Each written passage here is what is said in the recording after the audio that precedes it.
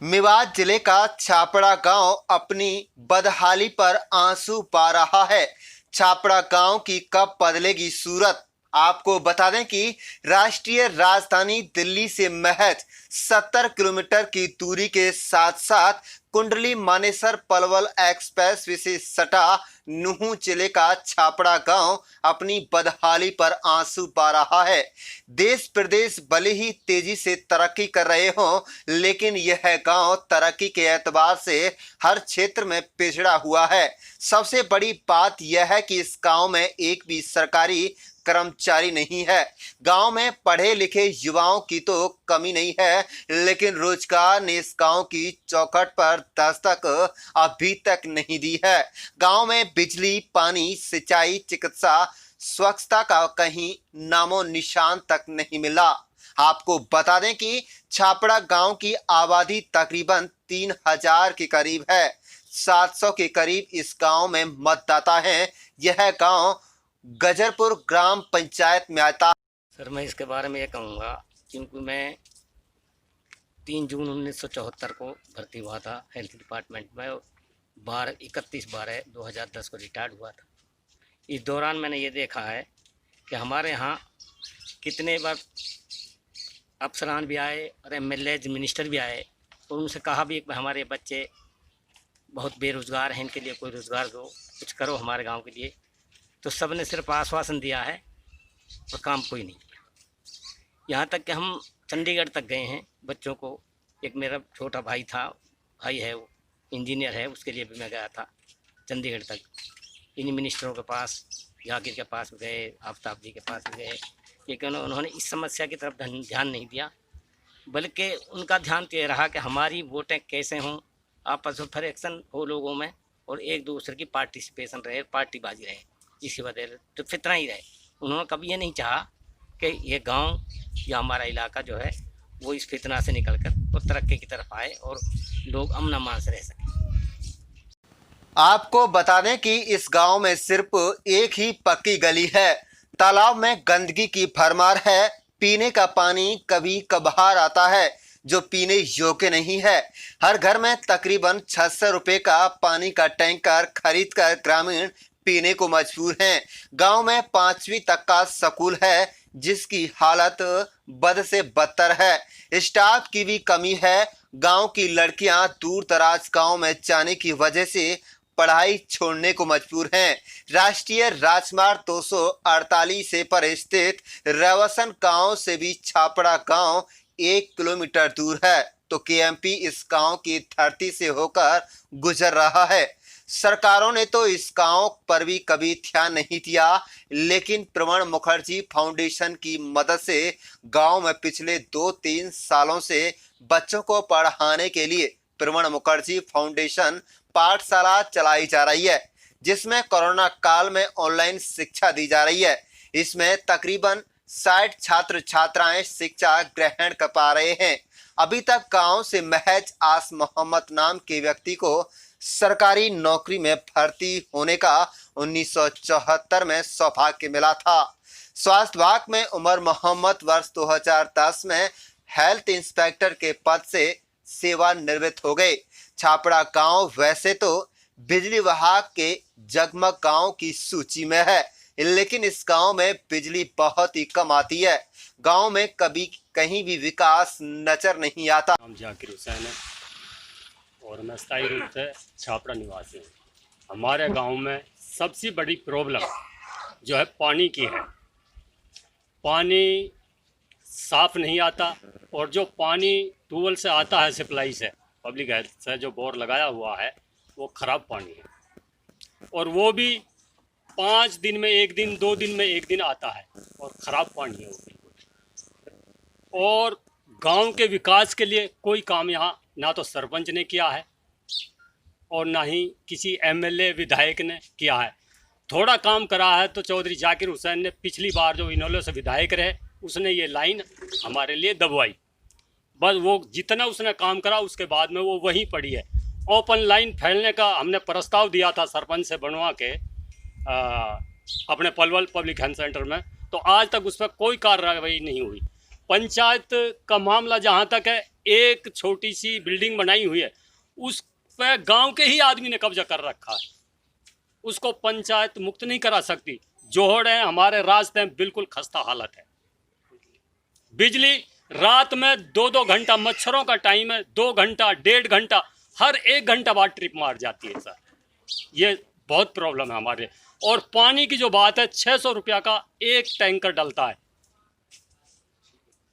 तो गांव में काफी पैसा टैंकरों के पास पानी के लिए चले जाते हैं सर। ग्राम पंचायत, सरपंच, पंचायत समिति, जिला पार्षद, विधायक, सांसद, सबकी नजर से यह गांव विकास के एतबार से दूर ही रहा है। गांव के लोग भी वोट के समय बड़े बड़े दावे कर जीत दर्ज कराने वाले राजनेता से बेहद खपा हैं। अब उन्हें प्रणब मुखर्जी फाउंडेशन सहारा नजर आ रही है। गांव के लोगों ने सिस्टम से गांव की बदहाली को दूर करने की मांग की है। अब देखना यह है कि सोहना जैसे विकसित शहर से मात्र 5 किलोमीटर की दूरी पर स्थित छापड़ा गांव के दिन कब तक बहुरेंगे। लेकिन आज के दौर में इस गांव के हालात देखकर विकास के दावे करना किसी बेईमानी से कम नहीं है। पढ़े लिखे बेरोजगार घूम रहे युवाओं का कहना है कि पड़ोसी गांव रोजगार में IMT तथा औद्योगिक क्षेत्र में भी लोकल बच्चों को रोजगार देने से साफ इनकार कर दिया जाता है। कुल मिलाकर सरकारी नौकरी तो दूर, प्राइवेट संस्थानों में नौकरी भी इस गांव के बच्चों को नहीं मिल पा रही है। ऐसे में पढ़े लिखे बच्चे बेरोजगार घूम रहे हैं। आप देख रहे हैं मेवात से लियाकत अली पत्रकार की रिपोर्ट। हमारे चैनल को जरूर सब्सक्राइब कीजिएगा और रोजाना देखते रहिएगा मेवात जिले की छोटी बड़ी ताजा खबरें।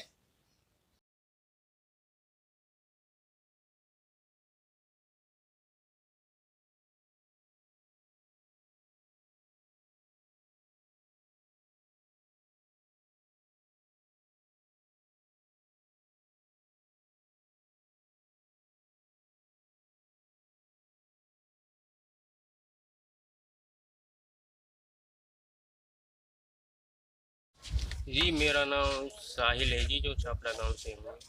क्योंकि हमारे गांव में शिक्षा का क्षेत्र है जो उसमें लगभग 40 से 50 बच्चे हैं जो कंटिन्यू अभी भी पढ़ाई कर रहे हैं। लेकिन रोज़गार के लिए भी हमारे गांव में कोई भी अभी तक सरकारी गवर्नमेंट कोई भी एम्प्लॉय नहीं है। क्योंकि जो हमारे हुक्मरान हैं यहाँ पे, उन्होंने हमारे गांव की तरफ अभी तक कोई ध्यान ही नहीं दिया है। और जो हम बिल्कुल ही IMT रोजगार में के अटैच में हैं, लेकिन हम वहाँ भी जाते हैं तो वहाँ जाने पर भी हमारे इन लोकल गांव के बच्चों को लेते ही नहीं हैं। ये निकाल देते हैं कि लोकल बच्चों को नहीं लिया जाएगा कंपनियों में। तो हम इन अपने हुक्मरान से कोशिश करते हैं कि हमें रोज़गार के अवसर प्रदान किए जाएं, ताकि हमारे भविष्य के लिए कोई बेहतर रोज़गार और विश्वास प्रदान हो। क्योंकि आपको भी यहाँ रोजगार एक NGO ने दिया है, क्या कहें? मेरा नाम मोहम्मद रफ़ीक है और मैं प्रणब मुखर्जी फाउंडेशन की तरफ से दिसंबर 2019 से यहाँ कार्य कर रहा हूँ। क्योंकि प्रणब मुखर्जी फाउंडेशन ने शिक्षा के स्तर को सुधारने के लिए कैसे हमारे बच्चों को बेहतर शिक्षा दी जाए, उसके लिए पाठशाला का आयोजन किया है। और स्कूल के ही एक कमरे में पाठशाला चलाई जाती है, जो इवनिंग पाठशाला के तौर पर चलाई जाती है।